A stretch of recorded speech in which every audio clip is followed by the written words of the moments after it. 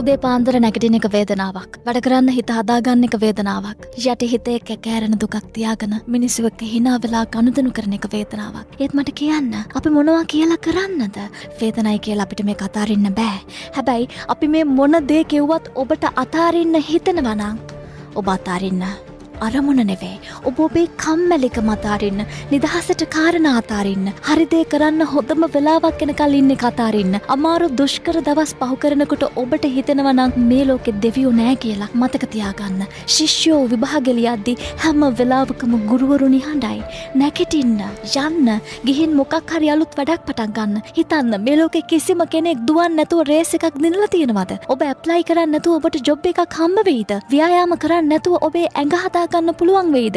ඇයි අලුත් දෙයක් කරන්නේ නැත්තේ? බයද?